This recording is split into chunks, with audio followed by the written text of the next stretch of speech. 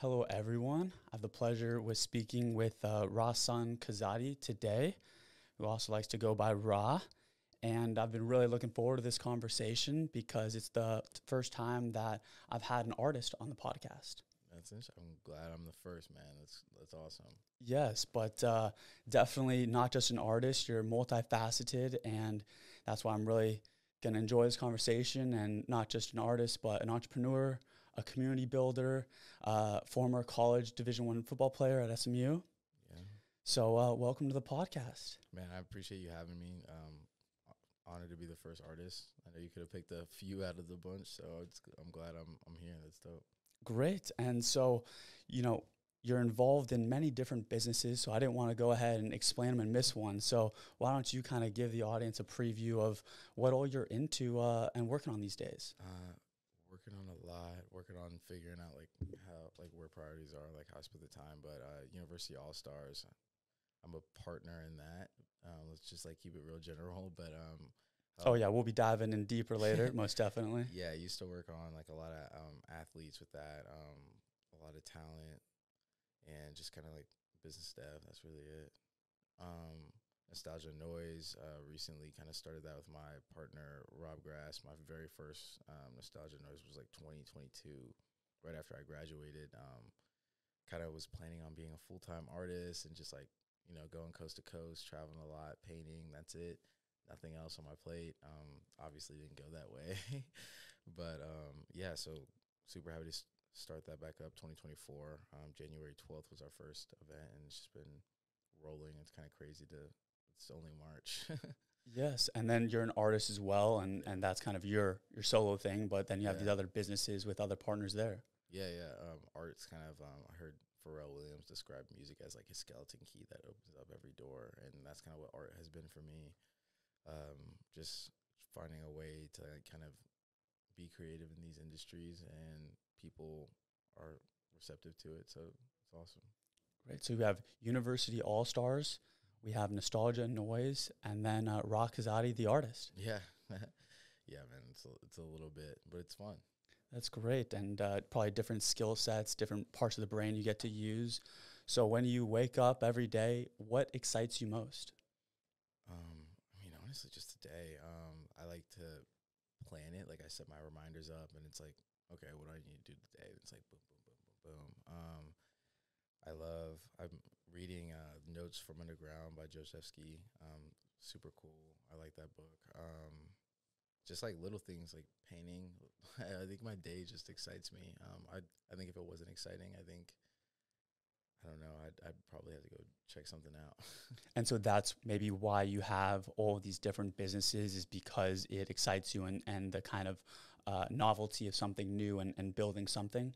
Yeah, I would say definitely the novelty, and then also just seeing something from start to finish. I'm big on just creating something and seeing where people take it, seeing what people think of the idea, and with a lot of these, especially the ones I'm in, I'm able to rapidly iterate and just come up with new ideas. And the fresher it is, the more people receive it. So I think that the job is to be excited about the day. Most definitely, and with all that you're into, I'm sure you're excited and the future, because I believe most of these businesses and the art has been going on for a few years, not decades. I mean, not decades. I wish. Yeah. So the art was kind of just started painting a lot during COVID, which I think everybody that is painting now, especially I guess they call us ultra contemporaries. Everybody really started either going to school after COVID or really taking painting seriously, which was my kind of thing right during my sophomore year of college. And then University All Stars was 2022, I think. They started in January. I was the second hire, I think. So it came on pretty quickly. You came on as just a designer at first, and then it was now I'm wearing all these hats, and I'm how do you say, managing people and, just handling a lot. Yeah, leading the operation. And so can you now kind of give a brief overview of what University All Stars is today? Yeah, so I was on when it was University All Stars, recently changed to UR All Stars. So kind of encompasses the whole collectible market. So instead of trading cards, which we started out as, we're much more of a experiential collectible. Yeah. So what that kind of means is inside of the card or just the collectible as it is, there's experiences, there's giveaways, there's merchandise, apparel, kind of whatever like a sponsor or whatever a brand kind of wants to do and partner with an organization with, and also if it's an athlete, for instance, if they already have a brand deal, that stuff can be inside the card. Yeah, I think this is very smart, and this industry is growing exponentially, honestly. And I'm interested and honestly invested as well in this business. And what you're doing is you're kind of combining technology with an old business and bringing it to the new age. And instead of just buying a card and putting it on the wall, or even more, probably putting it in a shoebox and putting it in the closet, there's this dynamic pricing model you have going on. There's the QR code. There's the limited editions, the various tiers and everything. And it's super exciting.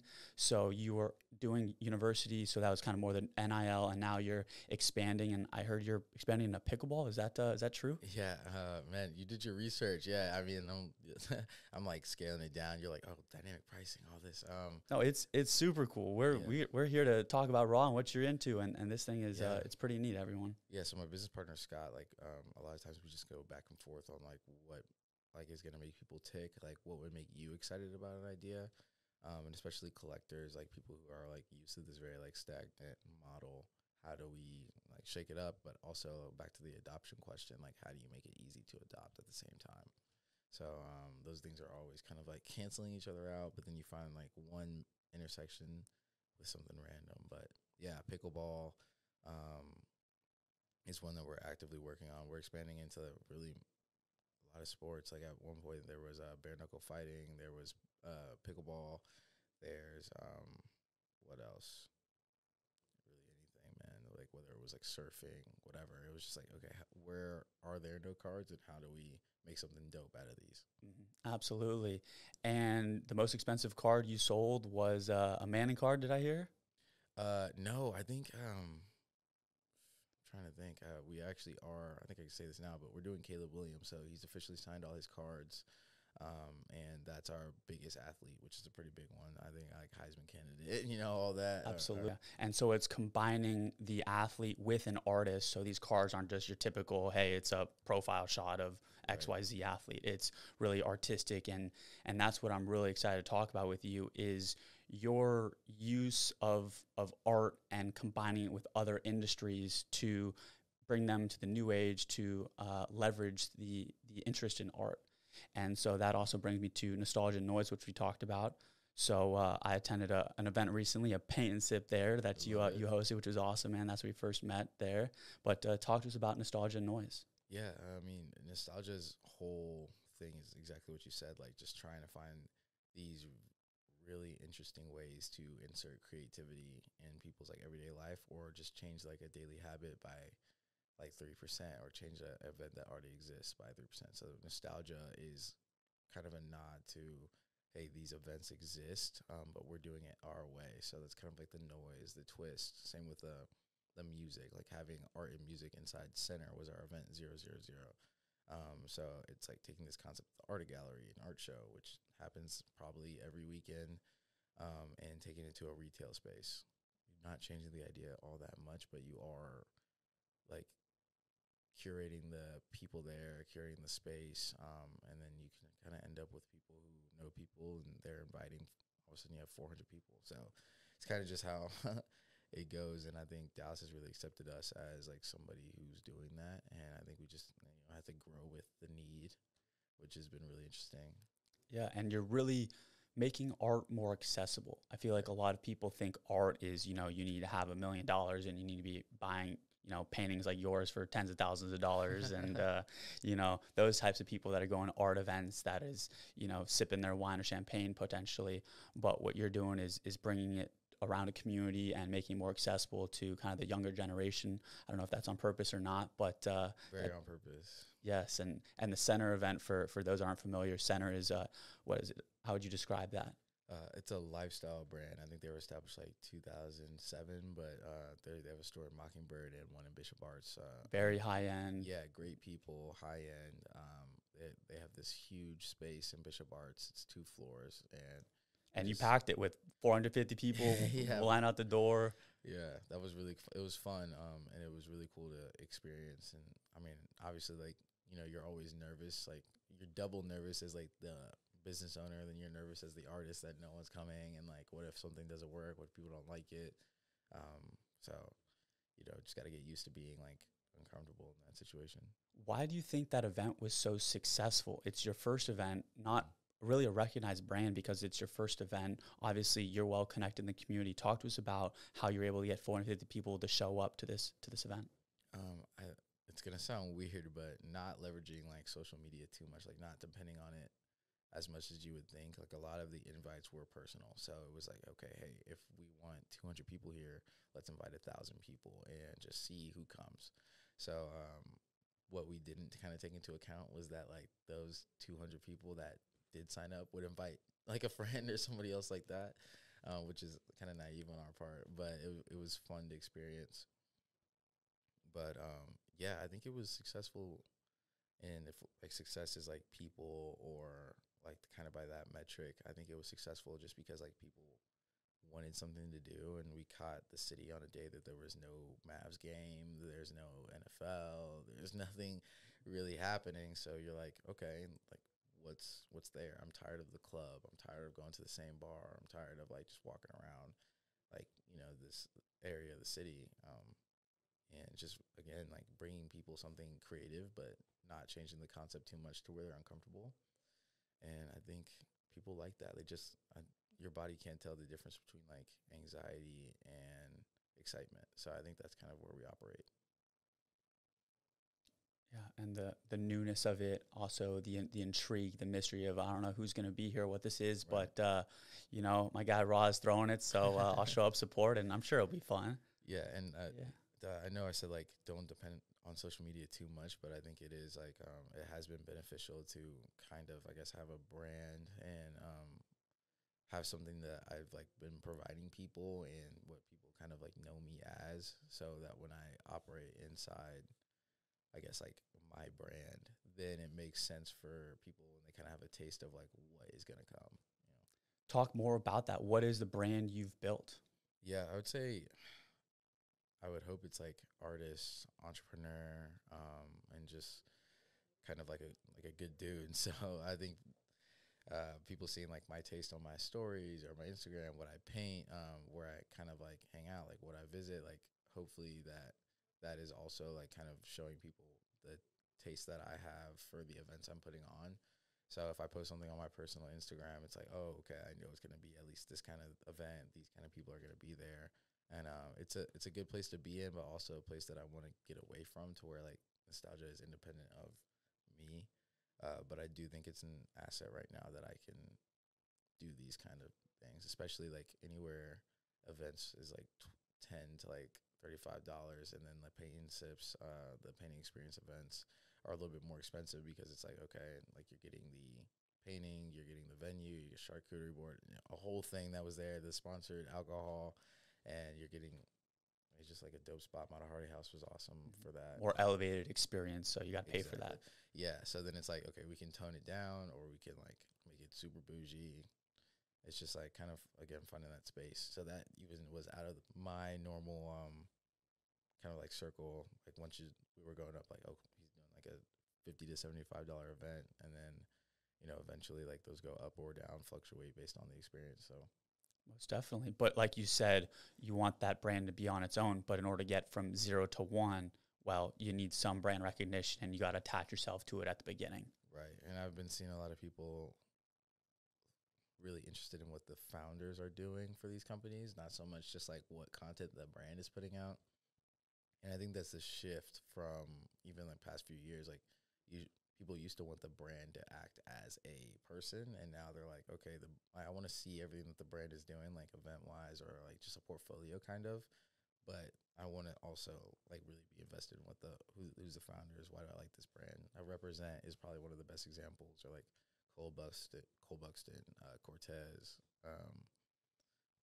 But yeah, there's all these examples of these like founders super invested and super forward facing with their brands. Do you think that also applies to your art, where someone not just enjoys the art that you paint, but hey, it's Raw that did this? Man, I try not to think of it that way because I feel like sometimes like it allows people to get super egotistical. Like I've met a lot of artists who are like, people like anything that I make because I made it, you know? And you're like, okay, dude, like it's not like, you know, but I do think it's been pretty interesting to see people show up to stuff because it's mine instead of showing up to it because they think it's cool, but they find out it's cool when it's there. It's this weird kind of situation that I don't know, like it's something kind of uncomfortable for me. I wouldn't say like that's something that I like, but it is something that I've started to like be okay with. Except that that's just reality of being an artist, and people are buying something because you're the one that's painting and you're exceptionally talented. I appreciate that, and it's just different, you know. Yeah, it's like somebody buying your shirt because you wore it, and you're like, okay, well, that sounds a little weird. Yeah, it feels like odd, you know. Mm-hmm. Most definitely. Well, how I found out about you is I was at my friend's apartment and saw some paintings there in the lobby, and I was like, whoa, that piece is super cool. And went over, checked it out, and saw the name on the painting and looked it up, and there he is, Kazadi, you know, and that's kind of what interested me. Is like, wow, this is a sweet painting. I want to interview and talk and meet whoever painted this. So great to be here. Hey, I mean, we made it. And that whole situation was super interesting, and got to credit SMU and its amazing network and just like weird opportunities for when you're putting yourself out there. I guess what I've noticed is like the more vulnerable you are, the more opportunities come. So when I was just willing to take any opportunity to like have like visibility, get anywhere, and you introduce yourself to like people that can do that, they kind of just like, oh, hey, there's something coming up, 3700M, wants a few pizzas. My other guy couldn't do it, so obviously you were the next person that I thought of. What do you think? You're like, okay, hey, let's see what happens. Like, you know, and I think I'm like young enough to make a decision like that to where it's like it's not one of those things where you have to stand super hard on your like virtues and you're like, I'm not doing this unless I'm getting paid 20 grand or something, you know. It's like, okay, this is cool. Like I know people that live in this apartment complex, and I just think it'd be fun.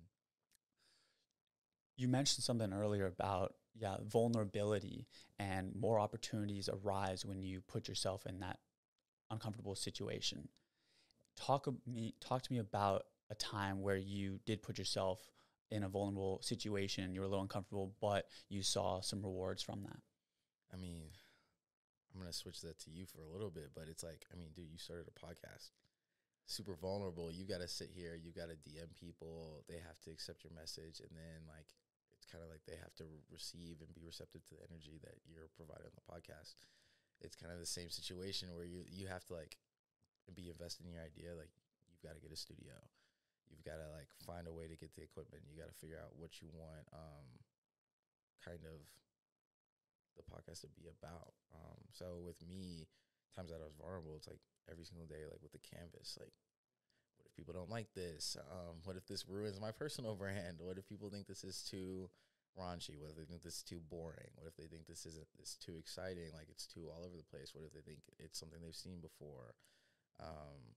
Like for instance, like when I painted the Michael and Kobe, people were like, hey, that's expected. You know what I mean? Black dude painting Michael and Kobe, cool. Like try something different. But then we had that center show and it was like, hey, this was so cool. That's my favorite piece. Like, and I'm like, man, I was nervous to put that piece up because I thought it was about, I thought it was going to be boring to people, you know? So I think sometimes like it's, who wrote this? I think it was either like, it was Aristotle or Seneca, one of those guys, but they were like, you suffer more in imagination than reality. Yeah. And that's just how it is. So I think that being uncomfortable is a feeling like anything else. I think you have to let it pass. Like I think your body's natural state is like, hey, it's fight or flight. And again, anxiety, nervousness versus like being excited. I think mentally there's no difference. Physically, like your body has the same reaction. Your palms get sweaty. You're ready. Like your body feels hot. So just kind of like shifting the paradigm of what you're feeling and experiencing. So I would say, like, to answer your question, I feel nervous about art and nostalgia and everything all the time. But am I nervous or am I excited about the opportunity for it? I try not to think about that too much. And think about other people's reactions, because like you said, you just had the same painting and you had complete opposite reactions to it. Exactly. So at the end of the day, just don't pay attention to it, because you're going to get every opinion, and what if you don't have any haters, you're not, pushing the line hard enough. So what would you say quickly to those out there that are comfortable environments and that don't put themselves in, vulnerable positions and aren't seeing opportunities show up that makes them want to continue down that path of growth? Man, I would say try something. Like try anything.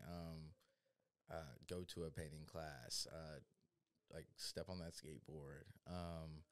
Go to that boxing class. Like just try something that gets you out of your comfort zone, and it's kind of like that feeling where you're like, you get used to being outside of your comfort zone. You get used to being the new kid in class. You get used to not knowing what to say. You get used to not having the answer to everything. So you're so much more open to accepting somebody else's, I don't even want to say viewpoint, but accepting like somebody that does know more than you, or being a student, like walking around and being like, wow, that's really cool. How did you do that? Instead of like being so comfortable. And I think people confuse like being comfortable with being knowledgeable. Mm-hmm. So I would just say, like, kind of be curious. I think I saw that in your bio. Exactly. Yeah. Be curious and Yep. like kind of like chase something new. Yeah, no, I'm all about that. And it's an identity thing. And like you said, people that cross that line and put themselves in uncomfortable positions keep doing it because they reap the reward. They see the benefit, they see the growth. So it's just a matter of taking that first step, like you said, and the dominoes will keep falling, the snowball will keep going, and then you keep on growing, more opportunities. I mean, I just, went public with the podcast, and I had people reaching out that I haven't talked to in years and just supporting me and calling me, catching up, and just like super random. But it's just exciting to see those possibilities, and you won't know until you try it. Yeah, I think right now, especially with like social media and just like the way the internet is, like everybody feels like there's so many eyes on them and that they can't make a mistake. And I think that if you talk to people, especially people who are super successful or people that like buy your metric of success, whether that's money, whether that's family, whether that's, kind of whatever it is, I think some of those most successful people have taken the most chances and they've failed the most, or they've risked the most to kind of like be where they are. People are not thinking about you nearly as much as you think they're thinking about you. Yeah, it's back to that. We suffer more in imagination. If I make a bad piece, people might be like, "Oh, I don't like that. I don't like that one that much," and then you just might scroll. Or they'll just if it's in person, they won't even think about it. They'll just scan the room. So people aren't thinking about you as much as they are. I think it is important with like branding to like present yourself the right way, but I think like you're able to like iterate, you're able to change. I was reading this kind of like short story. It's The Art of Self-Reliance. I think it might, sometimes I forget about who it's by, but I think like having the ability to change your opinion and also like know like wherever you go, there you are. I think those are big things for people who are trying to take that like chance. Yeah, no, Jeff Bezos says the sign of someone who's intelligent is they're able to gather new data and then change their opinion based on new information. Dude, I've pivoted so many times. Like people are I mean, the amount of times like I've had to, like especially in art, like you're raising you're raising your price based off like what people are buying at the moment. And then like, so something like 2022, 2023 kind of happens where the market resets, or like everything gets kind of like wonky. It's like, oh, is this a boom, or is this like everything going back to normal? Am I just popping right now? Should I try something else? Like your time changes, like, and then you have to pivot. Like maybe like even All Stars, like I didn't take a commission for the whole year. So yeah, I was kind of like, okay, I was just focused on All Stars. And then 2023, I was kind of just like painting like 1 or 2 paintings a month for myself. And then 2024 comes, now I'm able to do a solo show. When before I was preparing to like do stuff with galleries, and I'm like, oh, I want to do Nostalgia Noise. So you're just kind of like, it's you're just able to know who you are in that moment, and like just kind of know what decision is best right now, but that doesn't have to be the best period decision. And I think it's important that you align yourself with great partners. You have business partners in both. You have Rob with Nostalgia Noise and some others.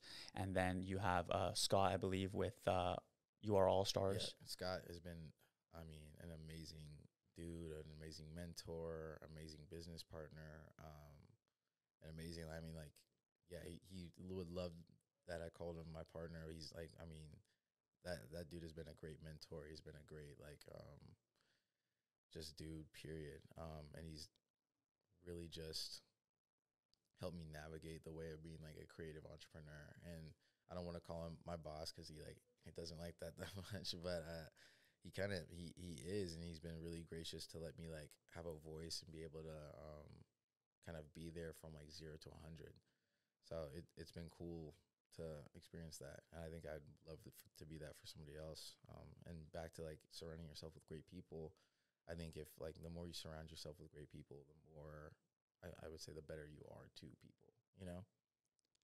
Yeah, they raise you, and then you raise others. Yeah. So just, hey, I like this. I'm not the biggest fan of this, but I can see why they did it. And I think if you're approaching it from a situation of like understanding, I think that's kind of where you learn the most.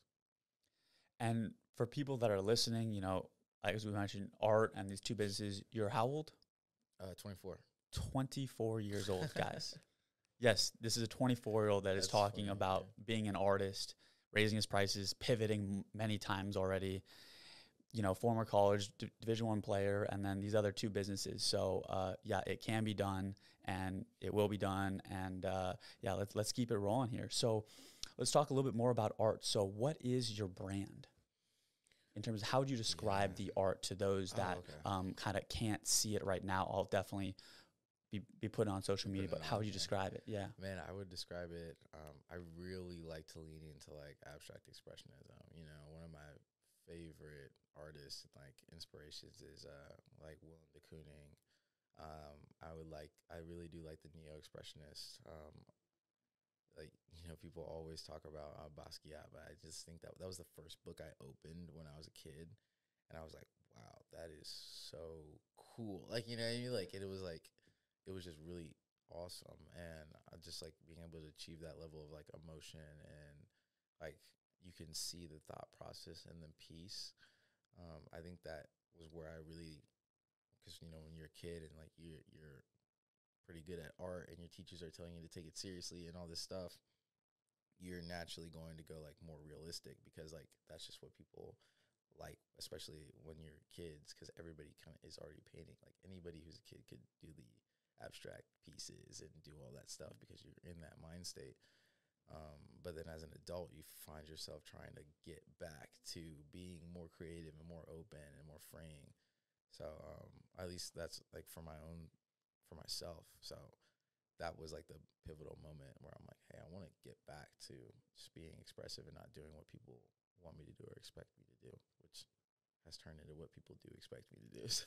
Because that's your style, though. Yeah, and it's I think approaching everything with like style, like whatever you do, have a style. Miles Davis said that the best, and then also like not everything has to be. I think you are the piece as much as like the piece is a part of you, because it's like another Miles Davis quote.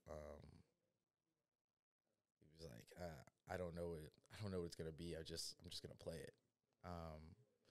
And that's kind of how I've started to approach like painting more often. Like I'll have a general idea of what I want, but when it comes to colors, I'm more like, oh, that's kind of cool. Or I'm like, oh, I take that. Like I'll look at some inspiration. I'm like, I really like how he put those colors together. Let me snag some of that. And then you're also like absorbing kind of what's relevant. So you're almost making, you're making a comment on it. instead. So that's kind of how I view everything. Like I wouldn't say it's social commentary in the way it's like so in your face, but it's like just about like what I'm consuming.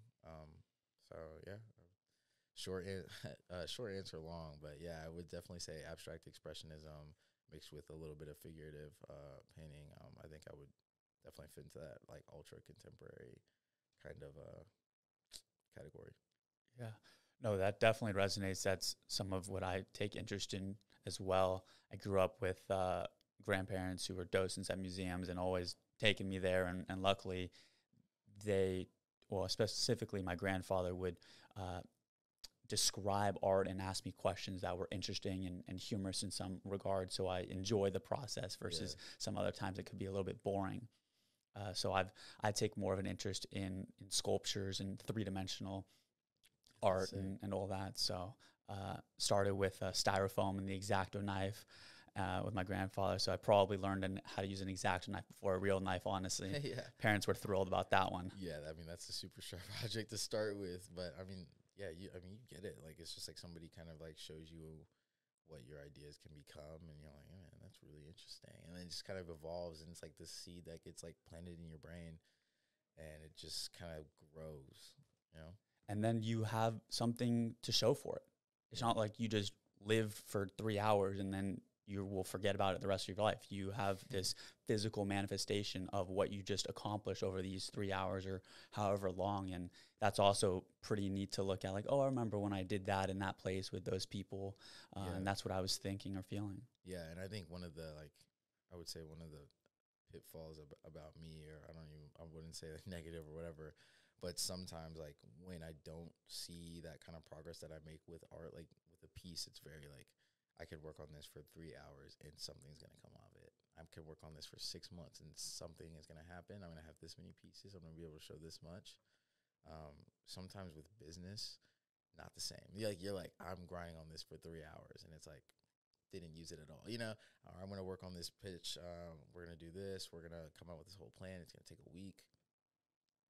Nothing, you know, it's like, oh, sorry, that doesn't fit us. And you're like, okay, well, cool. Or, you know, like a lot of stuff doesn't materialize, I guess, like in front of you, but it materializes in like experience. And that was something I had to kind of start to understand, because before then it was always like, okay, if I'm working, it's doing this. Like even when I was working with my nonprofit, it was like, okay, we're going to put on this event. We're going to put on this way. We're going to buy 400 things of food and it's going to immediately affect these people, you know? Yeah, just casually throws in work with my nonprofit. Yeah. That was a while back. It was during college, the Detente Collective, man.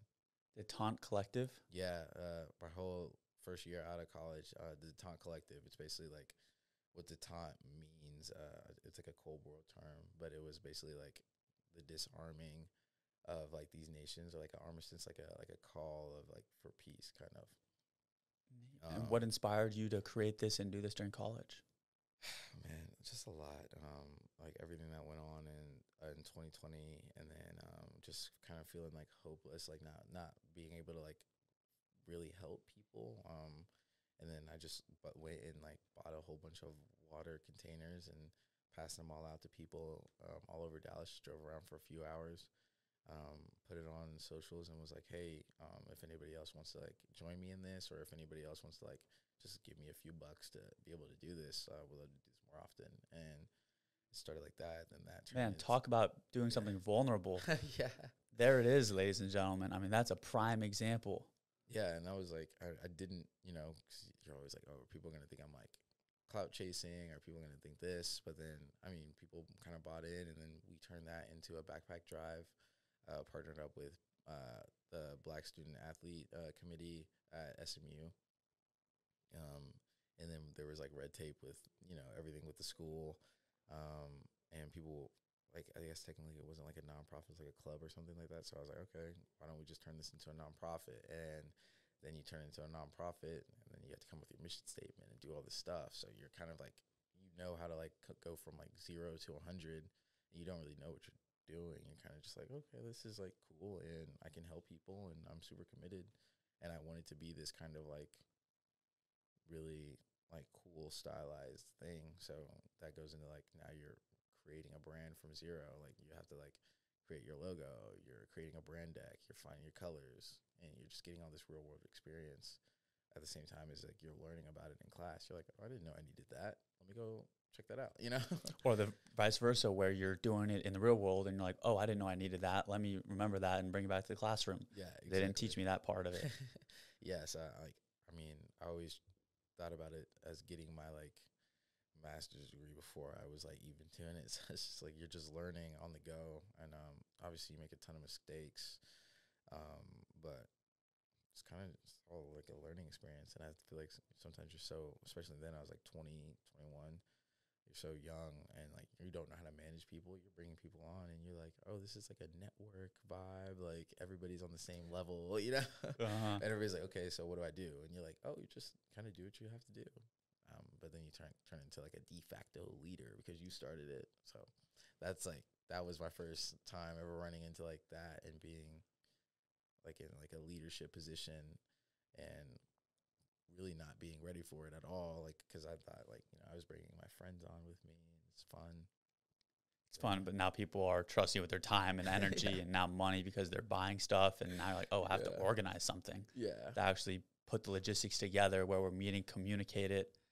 Yeah, but trial by fire, just jump in the deep end and sink or swim. And obviously that helps. And the lessons learned from there have translated in the next business and the next business.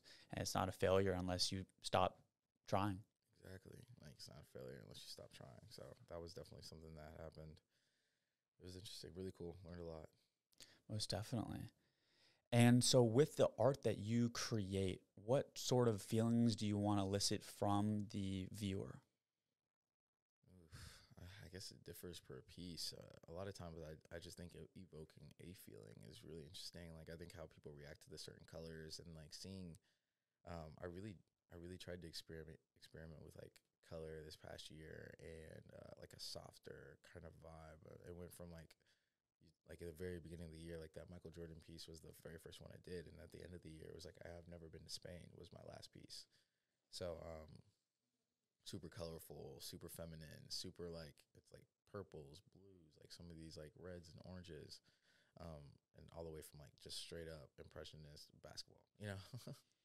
To the figures and that people know. I mean, you're definitely hitting a different spectrum of potential clients or buyers, whatever you want to call them.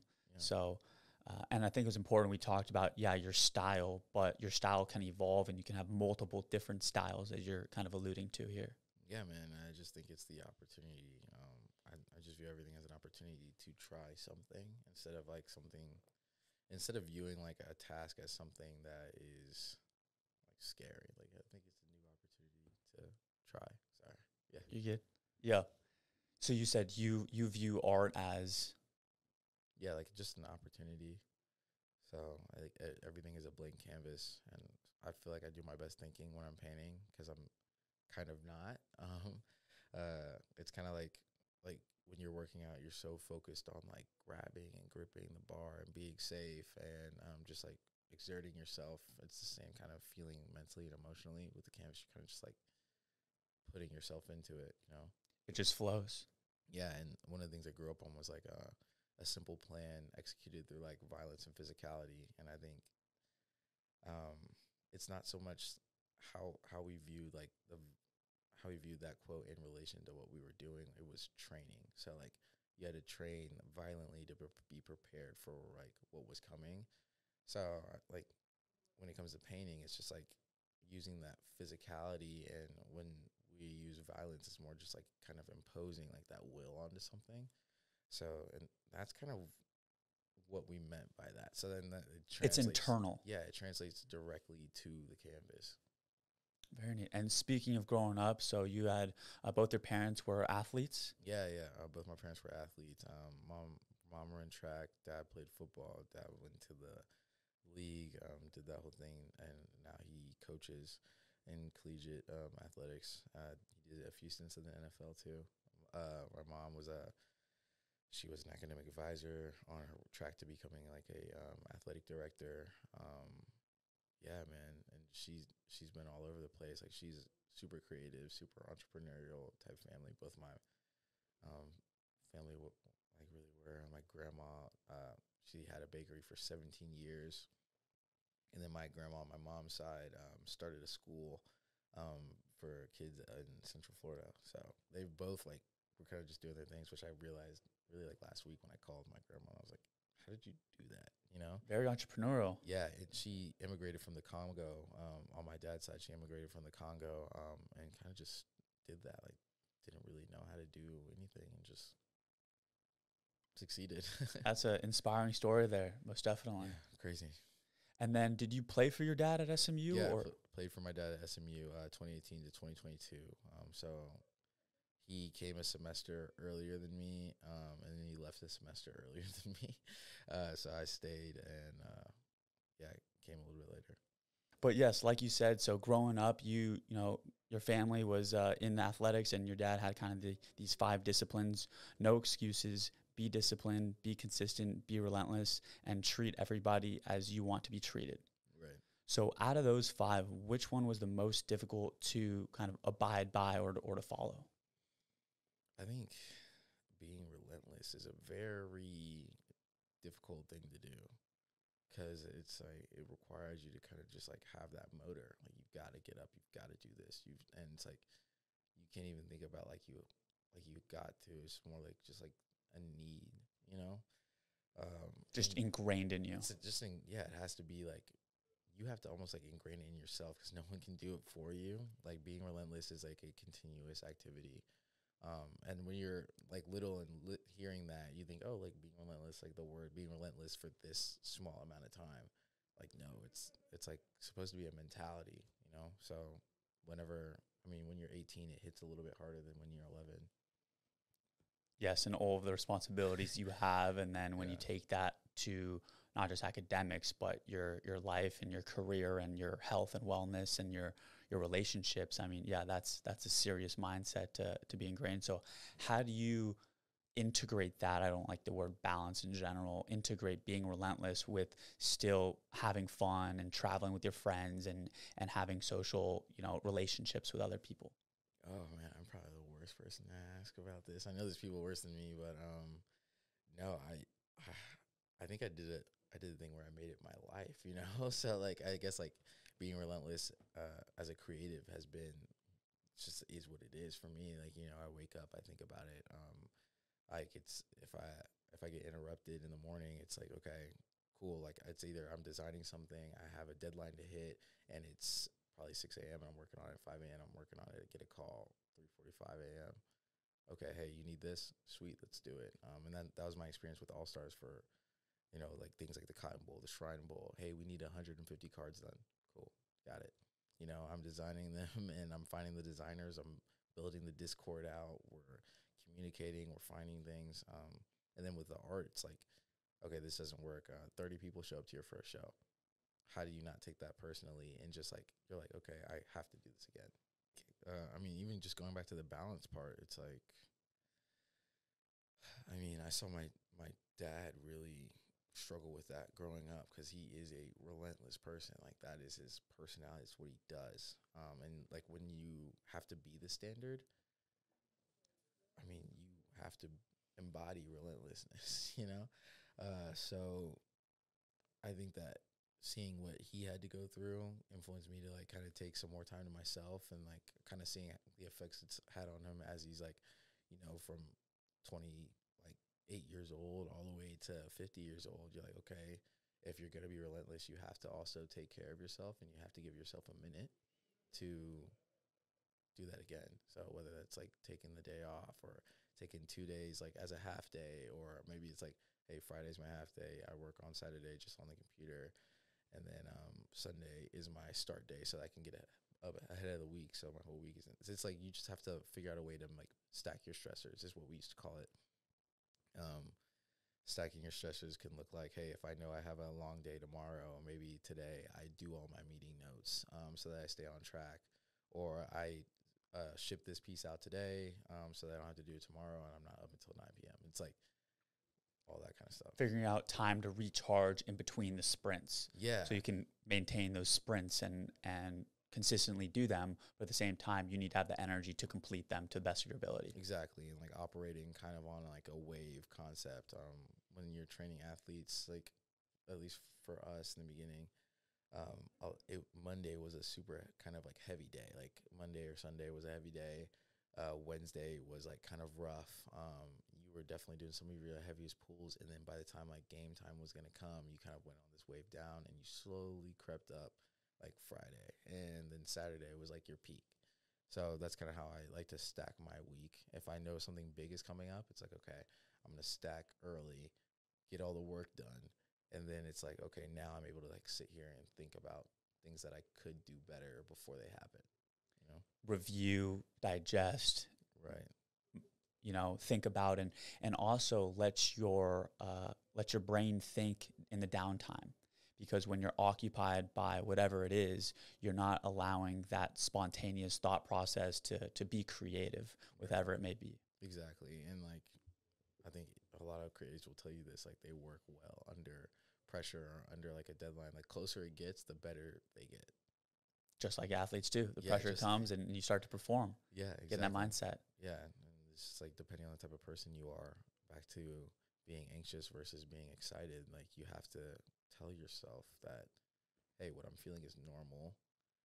It's normal to be stressed. It's normal to be tired. It's not going to stay like this forever. But if I do these different things, then I'll feel like this when I get out, you know? So it's just like kind of like telling your body, like, what's the timeline? How should we operate?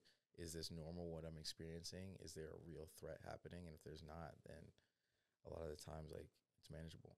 Mm-hmm.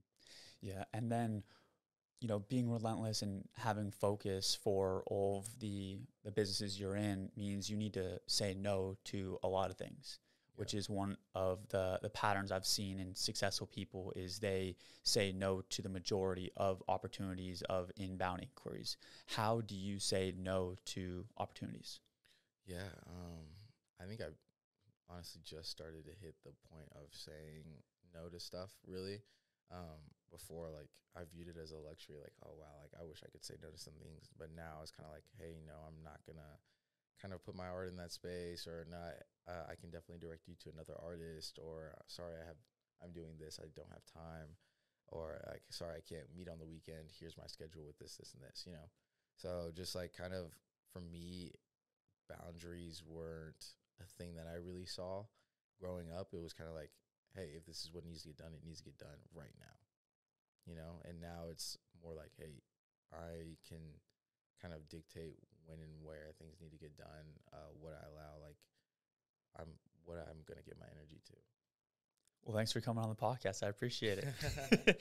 I can't wait. Cool. I can't wait to ask you that question 2 years, because you gave such a nice, genuine answer. I'm take my time. I'll help you find someone, artist for that space, or here's my schedule. I mean, in 2 years, when people are just blasting with DMs, I'm sure it's like, no, thank you, and keep moving on. But sometimes it's easier to do it over text, but when somebody asks you in like person and they're so passionate, but sometimes like kind of got to screen a DM and you're like, oh, I didn't see that. Sorry. Like, But I feel like now I've exposed myself. Approach raw in person. That's the key. I'll remember that for next time as well. But no, you're very generous with your time and how you treat people. And that's why people follow you. That's why you have a great brand. I've had several guests on that know you and are like, oh, you definitely got to get raw on. Just talk to him, just DM him and the people he knows and all of that. So happy to have you here. Man, I really do appreciate you having me on, because I know your guest list was stacked. I mean, you have my man Mo up here, you had Grayson, so cool. Yeah, no, it's a good time. We were talking about the next travel destination we're gonna hit. I got to join that Miami trip or the New York trip or the LA trip. He brought those up. He brought those up. Yeah, we got into it, man. Man, he's insane. Yeah, not online, not on air, but Miami Mo. Yeah, Miami Mo. I see. So where do you kind of see yourself in the next couple of years? What do you really see taking off or putting a lot of energy into, and how do you see yourself evolving? It's a heavy question. Man, seeing myself the next couple of years, I really think I see myself as more of a creator and maker. And I also see myself like providing more resources to creatives for what I've kind of gone through, so they don't go through the same things. One of my biggest inspirations super cheesy to say, but it's Virgil, just because of like how influential he was and how behind the scenes he was. But at the same time, everybody knew him, you know? So, What did you go through that you want to help other creatives and artists avoid or make a smoother transition into becoming a creative? yeah, I would, one of my big things is like not to confuse social media with actual growth. So like you can be blowing up, you can be in these articles, you can do all these things. But if you don't have the infrastructure built while you're doing that, it's okay to kind of like stay not where you are, but take it as a learning opportunity and take it as a prep opportunity instead of like assuming you're here when you really are here and you're not even prepared to be like here. So how do you measure yourself as an artist? Yeah, I'm still growing. I mean, 24 as an artist is insanely young. And I think I didn't know that because you're looking at social media, you're looking at other stuff, but you're literally in the same playing field as people who have been painting for 50 years. Like that is a long time. Some people have been painting for 60 years. And that's like your competition, you know, when you're on a wall and like one guy says like it says made in 1999 and you're like, oh, that's how old I am. You know, this painting is older than me. So I think definitely just like, yeah, just recognizing who you are. And I think how you're measuring success as a metric is huge. And then how would you say you challenge yourself? Because I know you talked about competing and how that allows you to become your best self. In business, it's pretty easy. It's the dollar bills and it's the growth. You can see those types of metrics. Mm-hmm. How would you say you challenge yourself in the art world? I mean, you kind of do have that science to it. Like you're like, okay, texturally, am I challenging myself? Like trying new things. Painting wise, like, is this getting the look I want? So you're constantly like, you're not competing with other people, but you are competing with where you were like last month. Like, am I getting better? Am I conveying this idea better? Are more people responding to the work, even though you're not like caring what people are thinking about the work, or like you're not. And it's not that you don't care. It's just that you have to let yourself be unaffected by what people think. But you do want to see reactions from people. Am I garnering more reactions? Is this getting attention? Cool. Then you're doing something right. And then what are they saying? And then maybe I can kind of cater to it and use that feedback to say, okay, they like this aspect of this piece. Let me take this a little bit further and see how much further I can expand this. Yeah, you're almost like you're like a spectator of the culture, you know? And like, is the culture responding to what you're talking about? And if they're not, then maybe like, you know, you're either off topic or it's just not resonating. You know, you're talking about creating art kind of for the people and seeing their reaction and the culture. So as someone that bridges the world of art and community, what's one story that perfectly encapsulates the power of creativity to connect people from diverse backgrounds and inspire collective action? Ooh, man, I think honestly one of my favorite examples has been the painting experience. Like I think that was really cool to see four people. Some of them didn't know each other. Like did your group know everyone in there? No, I didn't know the other. So yeah, meeting them was great in painting. We had to create this one painting using the 4 canvases. Yeah, and do you feel like you got to know them a little bit, talk to them? Yeah. Most definitely. And the people next to us as well, because we're right there and we're kind of looking at each other, gauging, and some of us have the same painting. So how we're going about the process. Yeah, man. So that was my favorite kind of example of like how art and community can go together. I think the process of like creating is such a cool process, and I think being able to like share that with multiple different groups of people and seeing how everyone really approaches that has been really cool. But yeah, painting experience and then nostalgia and noise as a whole. What does failure mean to you? Ugh, failure. Failure is a big word. I want to make sure I get this right because I know you're going to turn this into a clip. Man, failure to me is an opportunity for growth. So I think that anytime you fail or like have a perceived failure, I think that there's a lesson in there. I think there's a learning in there. And I also think failure and some of its definition and connotation is something like impressed upon you by other people. Like other people could say that you failed, but if you're saying, hey, that was a learning experience, this is what I'm taking, this is what I'm learning, this is what I'm doing, and I'm going to try again in this new way, then I wouldn't consider that a failure. So I think failure has a lot of different connotations to it, but for what it means to me, I think it means like a learning opportunity. Most definitely. Do you think that if you're not failing, you're not pushing the boundary hard enough and far enough? I think if you're not failing at something, you're not learning. So I would say like sometimes like you can fail by being unprepared. You can not be prepared for opportunity, which I mean has happened to me. So I wouldn't say that it's because you're not pressing the boundary enough. I just think that like sometimes like the infrastructure is not there. There's certain things that you kind of tried to skip, and you kind of sometimes like you can bite off more than you can really like chew.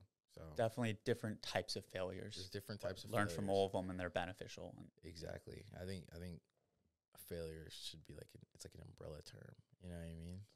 you said on Grace and Blake's podcast, you can influence your reality when you're great at something. Yeah. What do you mean by that? Man, I think when you have a skill and like you really find out what you're good at, what separates you from like another person, another guy, across the street, then you can really press that, and you can really, I don't want to say like force reality to kind of bend itself to what you need it to be. You can make yourself delusional in a good way. You can be like, I think I am amazing at this, and like you start to know you're amazing at this. So then you find yourself having opportunities that coincide with what you're amazing at, and that kind of compounds upon itself to where now you're known as the guy that's amazing at this, and that's what people are coming to you for. Would you almost say that your energy becomes aligned with this act or this experience, whatever you're doing, and therefore others are gravitated towards it, and then you're more open-minded to seeing opportunities? Yeah, where your focus goes, energy flows. So like if you're obsessing about this kind of thing, and what I really like to talk about is like process, progress, product, and even obsess, process, and progress.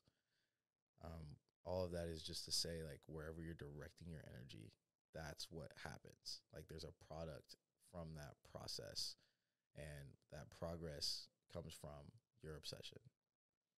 And your relentlessness. Yeah, and your relentlessness, yeah. You mentioned my bio, which is be curious, which Yeah. to me is just being kind of open-minded and really allowing yourself to see different opportunities, to talk to different people, to learn and to grow. And then your bio is all you get is all you take. Mm-hmm. What does that mean? Yeah.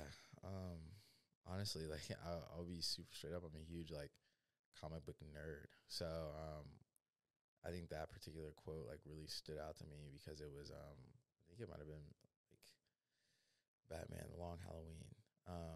And he's talking to like Carmine Falcone, who is like father saved and all this stuff. It's this huge lore. But the quote stuck out to me because it is all you get is all you take, because like you could be chasing opportunities, and even if somebody gives you something, it's like you have to take that. You know what I mean? You have to accept that gift. And for me, for a long time, I was denying stuff because I didn't think I deserved it. So for me, all you get is all you take is like really all you get is like all you receive. All you get is all you chase. All you get is, enter like these like thesaurus of like words. So that's what that means to me. You were denying stuff because you didn't think you deserved it. Yeah, and it's just like oh, I'm not ready for that platform yet. Or like, a few years ago, if you would have asked me to get on a podcast, and I'm like, oh, like, I don't know what I would talk about. Like, you could see that in other people where they're like, I don't have much to talk about. I don't have a lot going on right now. I don't have this, it's almost like you start to make these excuses. Mine was like, oh, I don't have time. Like, I'm already playing football. I'm in school. I'm doing something else. And, yeah. What would you say to that younger Raw who had that mentality? Again, I just think maybe it's like take everything as like a learning experience. I would tell him to just put himself out there, and it's okay to be vulnerable. And it's okay to be scared to be vulnerable. It's natural. Yeah. We're humans. Because, I mean, no one tells you to kind of accept that fear. People tell you, hey, be comfortable being uncomfortable. Cool, I'm great being uncomfortable in this scenario. You know, like I love being uncomfortable in the weight room. I love being uncomfortable like while I'm like in sport running track. I love being uncomfortable, like exploring an uncomfortable subject. But sometimes like it is, and it sounds funny to say, but it's very unnerving and uncomfortable to be uncomfortable. Like you want to crawl out of your skin. And if you can kind of push back that, like, you know, where you want to just jump out, I think that's where you find everything you really want on the other side. That was powerful right there. I totally agree. Yeah. That's so true. And trust me, I don't think I posted on Instagram for maybe a year and a half. And now I've posted 3 or 4 times. I don't even know how to post a reel. And I just posted the reels and all of that, and super uncomfortable. But now it's like, shit, now I know how to do it. That wasn't that hard. And now you're like, I mean, in a month, you're just going to post it and not think about it. Literally. And that's going to be, you're just, the first time you really do it and you notice that you didn't think about it, you're going to be like, that was an interesting kind of feeling, because before you probably would have archived it 15 minutes later, you know? I don't know what that means, but yeah. Exactly. Yeah. No, I mean, just for perspective, like calling my sister and telling her kind of what I'm up to, and she's like, Garrett, are you sure about that? Like, you don't really like social media. You don't really know how to edit or post or anything like that. Maybe you should try something that's like more catered to your strengths. Yeah. Noted. Thanks, bro. Noted. And people, a lot of times people, they don't do that stuff out of malice. They just care about you, and they don't want, like, it hurts to see other people uncomfortable. You know, like it's a very human feeling. When somebody is uncomfortable in the room, you automatically feel uncomfortable in the room. You know, and when someone is scared, you either don't want to see them scared, or you're like, what are you afraid of? Like, you know, you're looking around the room like, what's freaking you out? So I think people really act in your best interest sometimes, especially family. So, but that doesn't always mean you got to listen to them, and you got to know when you got to put the cross that line and do it, because in your heart, you know, you can do it. And that's how it is. Yeah. And that's part of being uncomfortable. Sometimes you just have to be like, hey, I really believe that I can do this. What are some exciting initiatives or projects that are on the horizon? Man, Nostalgia Noise has like 20 coming up. So like every month, our plan is to do like 2 pop-ups. One of those, it's like, hey, if one pop-up like doesn't pop off, then okay, we have another one in place, and then at least like an event a month. And that could be anything like Event 000, or something like we're planning to do with a club in Dallas where we're like spray painting people's clothes. There's DJs there. It's like kind of an immersive experience. And then, you know, everywhere from like music nights to sustainability focused events, all that stuff. But All Stars also has like some super exciting developments, especially in the collectible space. But yeah, I mean, we just got our patent in where basically we are the only card company that can change value based off what's inside the card. What's inside the card? So inside the card means like if you wanted to put this podcast equipment inside something, then you could change the value of the card to be more expensive based off the products that you're offering inside of it, like through the QR. So you're saying each owner could technically add their own value, similar to Logan Paul buying his Pokemon card for millions of dollars, putting it on a necklace and turning it into a digital asset? Exactly. That is powerful. Yeah, so that's something that we're really exploring, and it's going to be sick. Most definitely. And for people that don't know about this industry, I mean, Fanatics, which is the largest sports merchandising company worth over $31 billion, one of their 3 lines of business is Fanatics Collectibles. And they're basically, you know, trying to corner the market, super robust growth and exponential growth in the collectibles business. So there's a lot of interest there, and Chicago has their huge event where hundreds or maybe even thousands of people go to. Yeah. So congrats to you for getting in and doing a little spin on it. Yeah, I mean, we'll see how that goes. I'm just excited about everything. It's also new. Yeah. What about you, man? What's coming up? What's coming up? This podcast is the big thing, and then looking to create community as well. Like yourself, I'm interested in getting people together in person and socializing with a purpose. So there's definitely some more news coming out there with regard to that, and just getting other like-minded people together that want to have these types of conversations and not have to have 5 drinks in them to do it. Yeah, I might do both. I'm just kidding. Yeah, exactly. Not have to. There's definitely the optionality to do that. Well, let's ask just some other kind of personal, kind of interesting questions. So the kind of first one is, what's your go-to life hack or daily ritual that keeps you on top of your game? I got some super simple ones. I would say I'll start with weekly, but yoga once a week, every Wednesday, yoga. Find me at Black Swan, Bishop. And then definitely counting backwards from 10.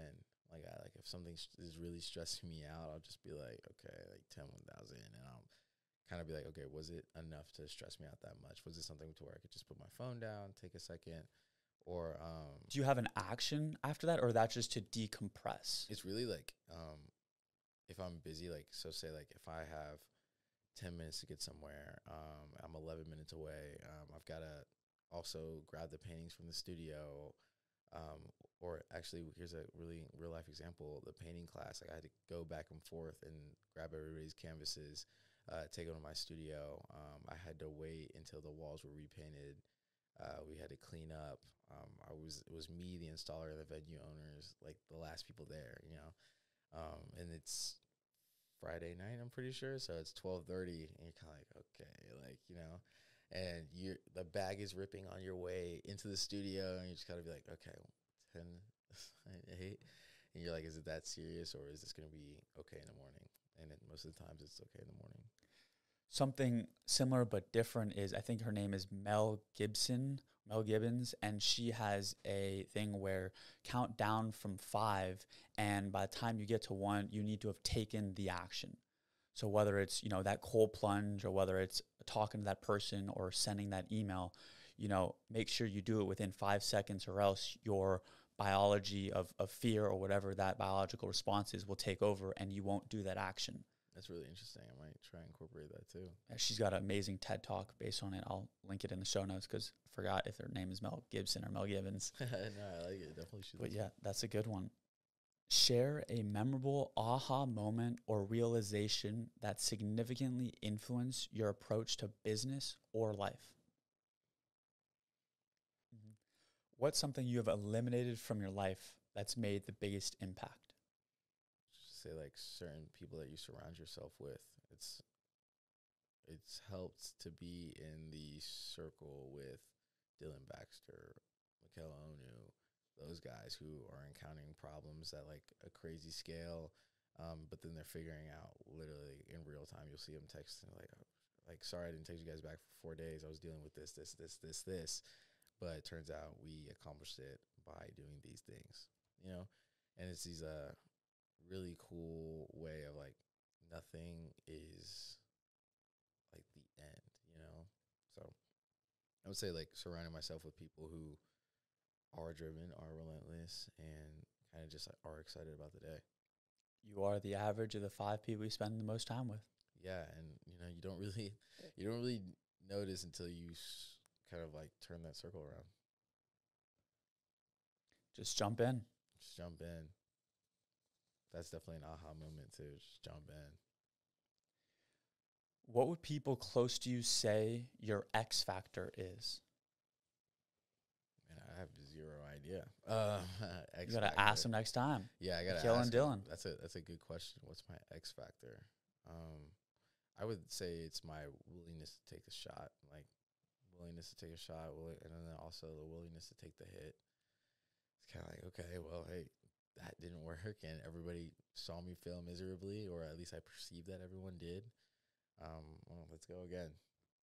Those two definitely need to go hand in hand, Yeah. or else you ain't getting back up. Yeah, else you're not getting back up.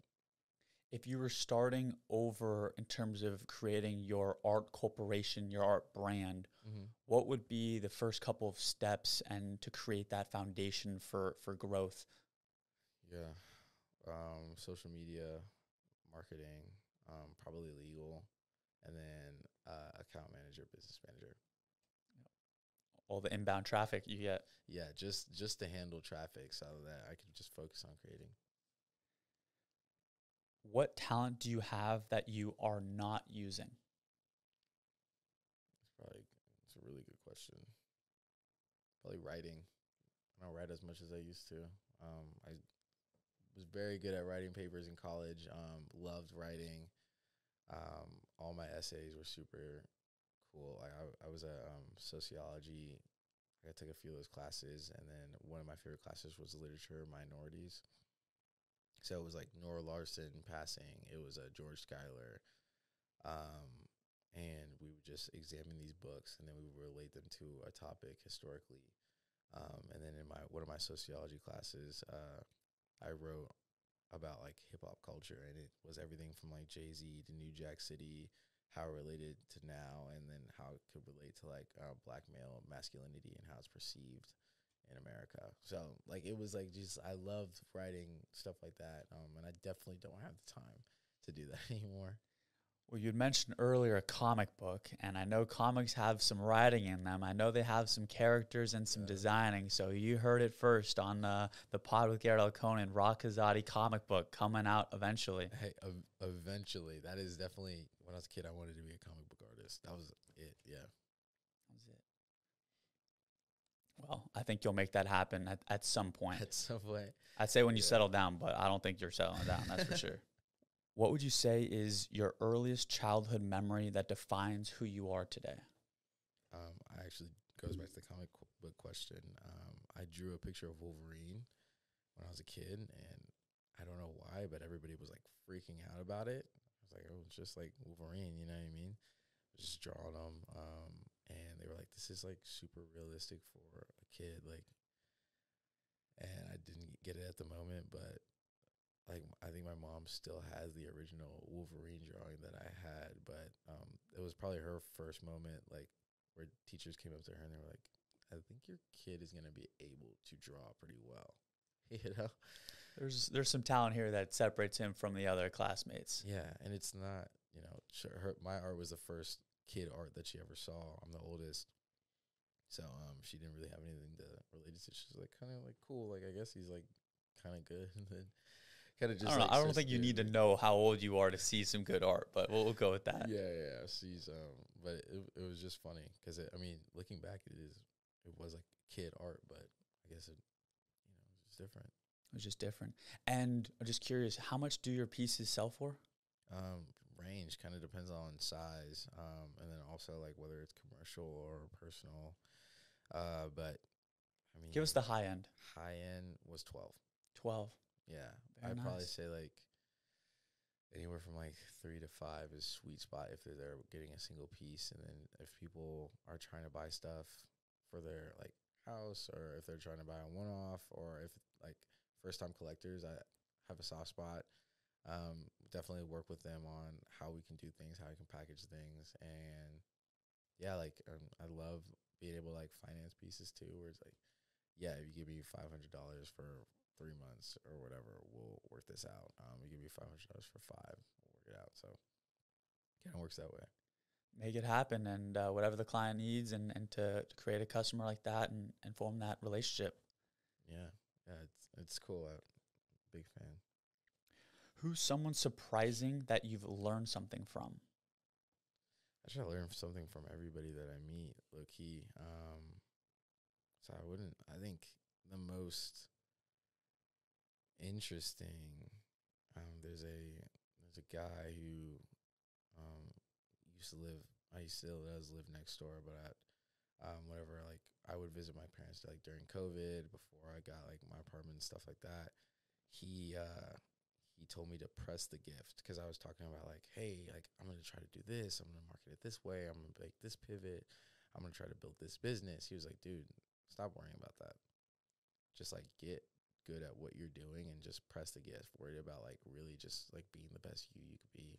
And it was really interesting seeing this like 87-ish dude tell me, hey, just press the gift. That's powerful. Yeah. And I was like, you know, it really made me sit down and be like, yeah, I need to just do that.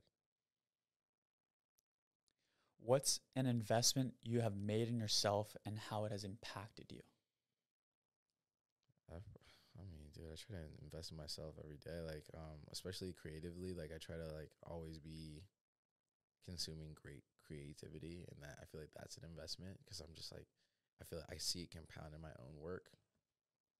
And then reading. Love to read. I try not to read too many, like, nonfiction books. I love to read stuff by, like, great authors. And again, with the investment part is like reading like certain articles. I love like that concept of like micro learning where you're just like reading like every day and all of a sudden like you're pretty knowledgeable on a topic. Is there a certain app or platform or source you use for that?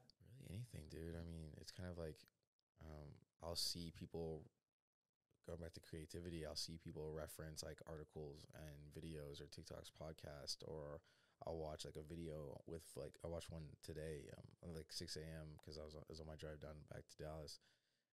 It was Mark Jacobs and Pharrell. Yeah, so just like investing in myself that way, and just kind of trying to learn as much as I can. Man, this has been a wide-ranging and wonderful conversation. I really appreciate it. Any last words to tell the audience with your experience, with your kind of the business side or as well as the artistic side that you would want to share? Man, yeah, I mean, I just going back to like pressing the gift, finding something you're good at, what separates you from somebody else, what are you passionate about, what do you love to do, and then what are you afraid to do, and why are you afraid to do it? What makes you uncomfortable? Why does it make you uncomfortable? Just like, I just think a little bit of self-examination with a little bit of impulsiveness goes a long way. There it is. Wonderful. And where can people find you and your art? Yeah, you can find me at RA5UN. My art is kind of all housed on at RASUN art. And then Nostalgia Nois is Nostalgia and Noise on Instagram. URL All Stars is URL All Stars on Instagram also. Wonderful conversation, Rod. Looking forward to seeing more of your art and attending more Nostalgia Noise events and definitely checking out those cards. It's a lot going on, but all exciting things, and can't wait to see it take off continually. Man, I really appreciate your time, and this is, going to be huge, dude. And he's great. This is awesome. Appreciate it. You. Thanks, man.